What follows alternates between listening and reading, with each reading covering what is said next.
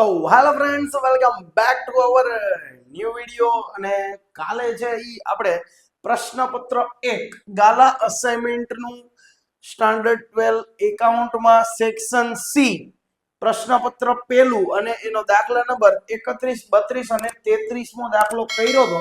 બરાબર, વિડીયો ન જોયો હોય તો જોઈ આવજો, પ્લેલિસ્ટમાં પડ્યો જ છે. બરાબર, આજે 34, 35 અને 36મો દાખલો કરવાનો છે. એક વિસર્જન અને બે ડિબેન્ચરના દાખલા છે એ આજે કરવાના છે. તમારે પણ તમે ગાલા અસાઇનમેન્ટમાં જોઈ લેજો, આ જ રકમ છે. ચલો, હવે આપણે સૌથી પહેલા તો આમાં આપણને આપેલો છે 34મો દાખલો કે ભાગીદારી પેઢીના વિસર્જન સમયે પાકા સરવૈયામાં દર્શાવેલ નીચેની બાકીનો નિકાલ છે એ કેવી રીતે કરશે. આપણને 3 બાકી આપેલી છે અને વિસર્જન આપણે પેઢીનું કરવાનું છે. તો કઈ રીતે બાકીનો નિકાલ કરશી ઈ આપણે આમાં કહેવાનું છે. આમાં શું લખીને, તો કે આમનોંધ લખીને કહેવાનું છે. ચાલો, તો સૌથી પહેલામાં પેલું આપણને આપેલું છે સામાન્ય અનામત. હવે સામાન્ય અનામત છે એ આપણા માટે શું કહેવાય? એકત્રિત નફો કહેવાય. શું કહેવાય? એકત્રિત નફો. અને એકત્રિત નફો છે એ તમને બધાને ખબર જ હશે કે મામીની ખાતે નો લઈ જવાનો હોય, આપણે ભાગીદાર વચ્ચે વેચી દેવાનો હોય.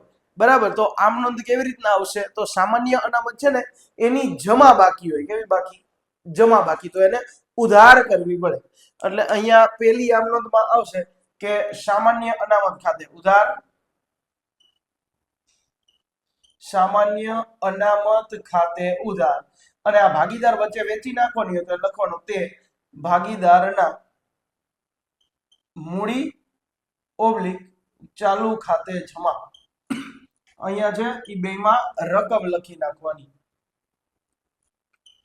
બસ, આની એક જ આમ નોંધ આવશે. પછી આની કારીગર અકસ્માત વળતર ભંડોળ. હવે કારીગર અકસ્માત વળતર ભંડોળ છે એની પણ જમા બાકી હોય અને ઈ પણ આની જેમ અનામત જ છે. તો અનામત છે એ ભાગીદારો વચ્ચે શું કરી નાખવાની હોય? વહેંચી નાખવાની હોય. બરાબર, તો સેમ ટુ સેમ આના જેવી જ આમ નોંધ થશે. ચાલો લખવાનું કે કારીગર અકસ્માત વળતર ભંડોળ ખાતે ઉધાર, તે જમા શું કરશે? ભાગીદારના મૂડી ઓબ્લિક ચાલુ ખાતે આપણે શું કરી નાખશી? જમા કરી નાખશી. ચાલો, અહીંયા ઉધાર અને જમા. એના પછી ત્રીજી આમ નોંધ છે. ત્રીજી એટલે આ ઘસારા ફંડ. ઘસારા ફંડ છે એ આપણા માટે દેવું કહેવાય. શું કહેવાય? દેવું કહેવાય. એટલે ઘસારા ફંડની જમા બાકી હોય તો આપણે ઉધાર કરવાનું. અને આ ક્યાં લઈ જવાનું હોય? તો કે માલ મિલકત નિકાલ ખાતે લઈ જવાનું હોય. કારણ કે આનું ખાતું શું કરવાનું હોય? બંધ કરવાનું હોય. આ એકત્રિત નફો ન કહેવાય આપણા માટે. ઘસારા ફંડ છે એ દેવું છે. બરાબર, એટલા માટે ક્યાં લઈ જવાનું હોય? મામીની ખાતે લઈ જવાનું હોય. તો અહીંયા લખવાનું શું લખશી આપણે? મામીની ખાતાની છે એ જમા કરશી અને ઘસારા ફંડ ઉધાર કરી નાખશી. જમા બાકી હોય તો ઉધાર કરવું પડે. યાદ રાખવાનું, કોઈ પણ વસ્તુની ઉધાર બાકી હોય તો એને જમા કરવું પડે અને જમા બાકી હોય એનું ઉધાર કરવું પડે. ચાલો, આની જમા બાકી છે તો આને આપણે ઉધાર કરશી. એટલે લખવાનું કે ઘસારા ફંડ ખાતે ઉધાર, તે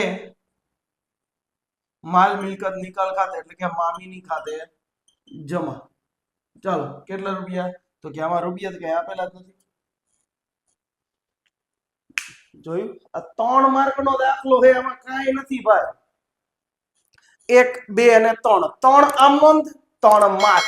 કાંઈ છે નહીં, બધાયને આવડે.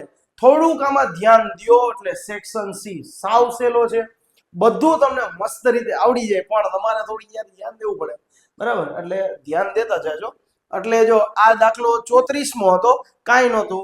આ 3 આમ નોંધ કરવાની હતી. હવે આવે છે દાખલા નંબર 35મો. અને આ શેનો દાખલો છે? ડિબેન્ચરનો દાખલો છે. ડિબેન્ચરમાં કેવી રીતે આમ નોંધ કરવી? ઘણા બધા ડિબેન્ચરનું ચેપ્ટર છે ને એ ઓપ્શનમાં કાઢતા હોય, પણ હું કહું છું એ ઓપ્શનમાં ન કઢાય. કારણ કે છે એ આમ નોંધ કેવી છે? સહેલી છે. ઘણા બધાને વિસર્જન અઘરું લાગતું હોય. આ વિસર્જન અઘરું લાગતું હોય તો ડિબેન્ચર કરે. બરાબર, ઘણાને ડિબેન્ચર અઘરું લાગતું હોય તો વિસર્જન કરે. બેમાંથી ગમે તે કરી શકો. બેના બે દાખલા પૂછાય છે. બરાબર, ચાલો. હવે તમને ડિબેન્ચર અઘરું લાગતું હોય તો પછી આવડું જ કરે વિસર્જન. અને વિસર્જન અઘરું લાગતું હોય તો પછી ડિબેન્ચર કરાય. ડિબેન્ચર ની આમ સાવ એટલે સાવ સહેલામાં સહેલી છે, કાંઈ એટલે કાંઈ અઘરું નથી. હવે જો અદિતિ લિમિટેડ 1/6/18 ના રોજ આપણે 200 રૂપિયાનો એક, કેટલા રૂપિયાનો એક? 200 રૂપિયાનો એક એવા 8% ડિબેન્ચર છે એ 10,000 ડિબેન્ચર બહાર પડ્યા. કેટલા ડિબેન્ચર? 10,000 ડિબેન્ચર બહાર પડ્યા. પણ કેવી રીતે? 5% પ્રીમિયમ થી બહાર પાડ્યા છે. પ્રીમિયમ હંમેશા કોના ઉપર લાગે? મૂળ કિંમત ઉપર. તો અહીંયા 200 છે એને ગુણ્યા 5% કરો એટલે કેટલા રૂપિયા? 200 ના 10% 20 રૂપિયા થાય. 20 ના અડધા 10 એટલે 200 ના 5% 10 રૂપિયા થાય. 10 રૂપિયા પ્રીમિયમ છે અને 200 રૂપિયા છે એ શું છે? મૂળ કિંમત છે. તો ટોટલ 210 રૂપિયા લખે શું કર્યો છે? બહાર પાડ્યો છે. ચાલો એના પછી એટલે 210 રૂપિયા લખે બહાર પાડવામાં આવ્યો. પછી આગળ કીધું છે કે 31/5/23 ના રોજ ડિબેન્ચર દીઠ 220 રૂપિયાની કિંમતે પરત કરવાના છે. મૂળ કિંમત 200 રૂપિયા છે અને પરત કેટલા રૂપિયા લખે કરવાના? 220 રૂપિયા લખે. આપણા મૂળ કિંમત કેટલી છે? તો કે 200 રૂપિયા છે. તો મૂળ કિંમત કરતા વધારે કેટલા રૂપિયા દેવા પડે છે ઈ આપણે જોવાનું. તો કે ભાઈ મારે છે ઈ વધારે છે ને ઈ 20 રૂપિયા દેવા પડે છે. કોને? તો કે ડિબેન્ચર હોલ્ડર ને. બરાબર. તો 20 રૂપિયા છે ઈ મારે વધારે દેવા પડે છે તો ઈ મારા માટે ખર્ચો કહેવાય. શું કહેવાય? બે વસ્તુ આવે. મારા માટે ખર્ચ પણ કહેવાય અને પરત પ્રીમિયમ કહેવાય. શું કહેવાય? પરત પ્રીમિયમ. યાદ રાખવાનું, જેટલો ખર્ચો હોય એટલું જ સામે પરત પ્રીમિયમ હોય, કારણ કે બે એક જ છે. 20 પરત પ્રીમિયમ છે અને 20 ખર્ચો છે. ખર્ચો શું કામ? તો કે મેં લીધા હતા એના કરતા મારે વધારે ચૂકવવા પડે છે. પરત પ્રીમિયમ એટલે તો કે મેં લીધા હતા એના કરતા મારે પ્રીમિયમે પરત કરવા પડે છે. એટલે બે રીતે વિચારવાનું. ખર્ચો પણ કહેવાય અને પરત પ્રીમિયમ પણ કહેવાય. એટલે બે રીતે કાઉન્સ છે એ બેનો સરખો જ આવશે. નુકસાન છે, ખર્ચ નુકસાન છે એ ઉધાર થાય અને પરત પ્રીમિયમ છે એ જમા થશે. બીજી આમાં કઈ મોટી વાત નથી. હું હમણાં દાખલો કરું એટલે તમને એમ જ થાય કે આ તો સાવ સહેલો દાખલો. ચાલો સૌથી પહેલા તો ડિબેન્ચર બહાર પાડ્યા તો બહાર પાડવાની આમ છે એ લખવાની છે. શું? હવે કોઈ પણ કંપની ડિબેન્ચર બહાર પાડે એટલે બેંકમાં રૂપિયા આવે તો ઉધાર. કઈ તારીખે બહાર પાડ્યા છે? તો અહીં લખવાનું 1/6/18 ના રોજ બહાર પાડ્યા છે. ચાલો બેંકમાં રૂપિયા આવે છે, આવે તો ઉધાર. બેંક ખાતે ઉધાર તે શેના ખાતે જમા? કેટલા ટકા વાળા? તો કે 8% ના ડિબેન્ચર અરજી અને મંજૂરી ખાતે જમા. જો ડિબેન્ચર અરજી મંજૂરી બે હારે લખવાનું. યાદ રાખવાનું. આવો દાખલો આવે ને એટલે ચાલો કેટલા રૂપિયા લખે બહાર પડ્યા છે? તો કે 210 રૂપિયા લખે. કેટલા ડિબેન્ચર? 10,000 ડિબેન્ચર.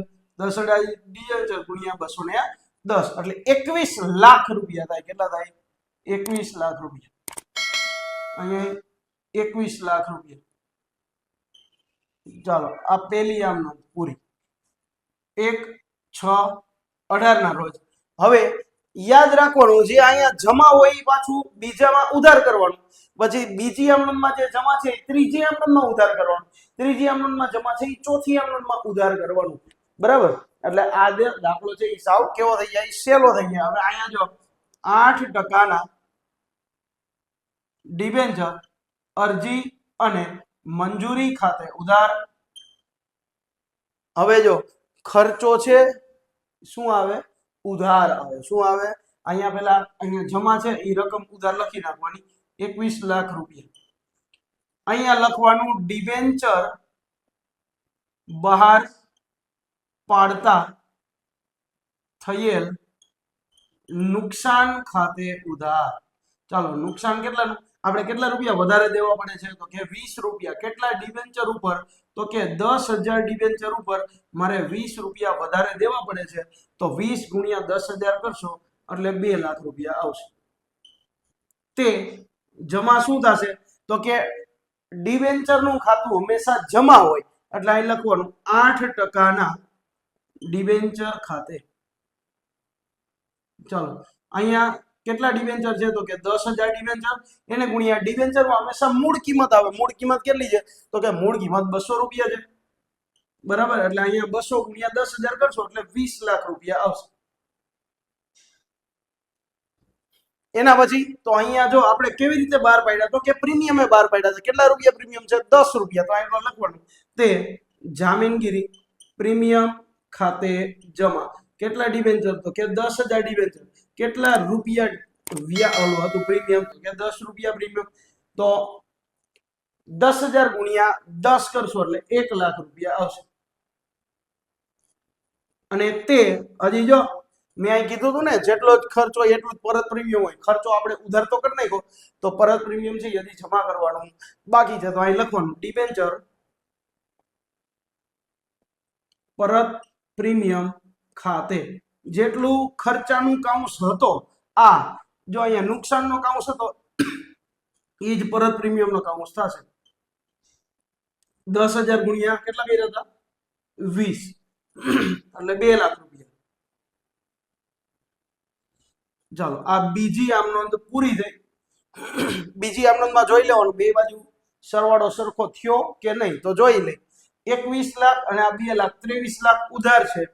23 લાખ જમા હોવા જોઈએ. તો 20 ને 21 22 23 તો 23 લાખ જમા છે. ચલો હવે ત્રીજી આમ નોંધ આપણે ક્યારે પરત કરવાની વારી આવી? તો 31/5/23 ના રોજ 31/5/23 ના રોજ પરત કરવાના વારા છે. બરાબર 220 રૂપિયા લેખે પરત કરવાનો છે. કેટલા રૂપિયા લેખે? 220 રૂપિયા લેખે. તો ચાલો હવે જો જ્યારે પરત કરવાનું આવે ને ત્યારે જામીનગીરી પ્રીમિયમ છે ને એ કોઈ દી ઉધાર થાય નહીં, એ યાદ રાખજો. તો ઉધાર શું થશે? તો કે આ બે વસ્તુ ઉધાર થશે. ડિબેન્ચર નું ખાતું ઉધાર થશે અને પરત પ્રીમિયમ નું ખાતું ઉધાર થશે. મેં કીધું હતું કે બીજી આમનોંધમાં જે જમા છે, ત્રીજી આમનોંધમાં ઉધાર થશે, પણ જામીનગીરી પ્રીમિયમમાં ઉધાર કરવાનું નથી. તો અહીં લખવાનું કે 8% ડિબેન્ચર ખાતે ઉધાર. ડિબેન્ચર ની સામે કેટલા રૂપિયા છે? 20 લાખ. પછી અહીંયા ડિબેન્ચર પરત પ્રીમિયમ ખાતે ઉધાર. પરત પ્રીમિયમ કેટલું છે? જો કે પરત પ્રીમિયમ છે 2 લાખ રૂપિયા. અને તે શેના ખાતે જમા? આપણે આ પૈસા છે કોને દેવાના છે?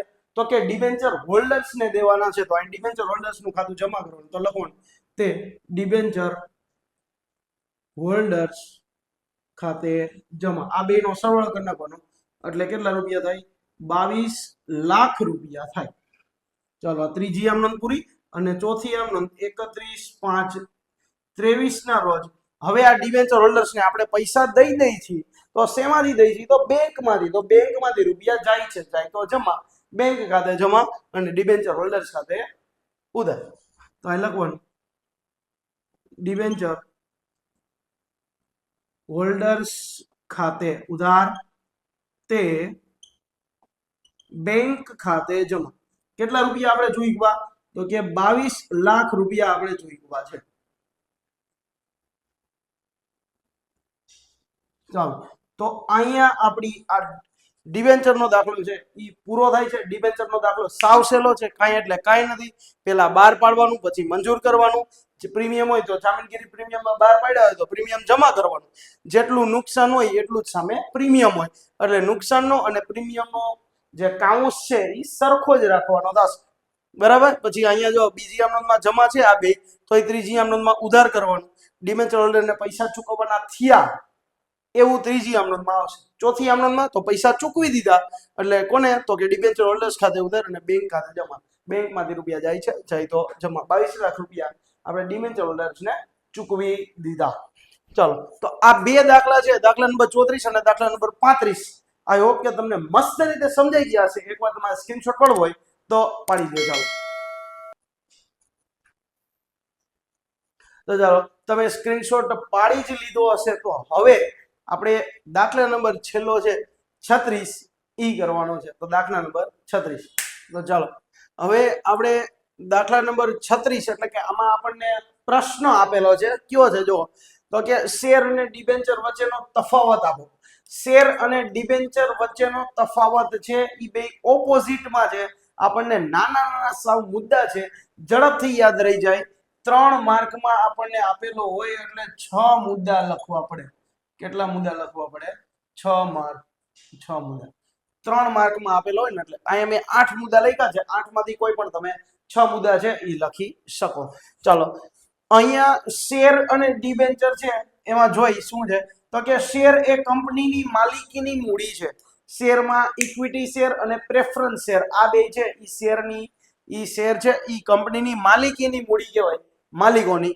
જ્યારે ડિબેન્ચર એ કંપનીની ઉછીની લીધેલી મૂડી છે. ઉછીની લીધેલી મૂડી એટલે કે જાહેર જનતા પાસેથી કોઈ પાસેથી પૈસા ઉછીના લીધેલા હોય, બરાબર, કે આપણે એને ફરજિયાતપણે પાછા દેવાના હોય તો એને ઉછીના લીધેલા કહેવાય, એટલે ઉછીની મૂડી કહેવાય, બરાબર. એના પછી એટલે કે અહીંયા માલિકોની મૂડી યાદ રાખવાનું, અહીંયા ઉછીની લીધેલી મૂડી યાદ રાખવાનું. એના પછી આપેલું છે શેર બહાર પાડવા માટેનું કંપની માટે કેવું હોય છે, ફરજિયાત હોય છે કે કોઈ પણ કંપની હોય એને ફરજિયાત શેર બહાર પાડવા જ પડે. જ્યારે કંપની છે એ ડિબેન્ચર બહાર ન પાડે તો શું ચાલી શકે? હવે ડિબેન્ચર છે એ ફરજિયાત બહાર પાડવા જ એવું જરૂરી છે નહીં. કોઈ પણ કંપનીએ ડિબેન્ચર બહાર ન પાડવા હોય તો એ ન પાડી શકે, પાડવા હોય તો એ પાડી શકે. ચાલો એના પછી આપણને આપેલું છે કે શેર હોલ્ડર્સને કંપનીના કેનો ભાગ મળે છે, તો કે નફાનો ભાગ મળે છે. શેર હોલ્ડર્સને ડિવિડન્ડ મળે. શું મળે? ડિવિડન્ડ મળે, એટલે એને નફાનો ભાગ મળે છે. જ્યારે ડિબેન્ચર હોલ્ડર્સને ચોક્કસ વ્યાજ મળે છે.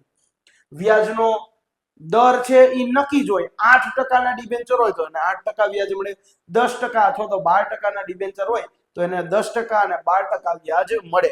એટલે અહીંયા વ્યાજ છે એ ફરજિયાત મળે છે.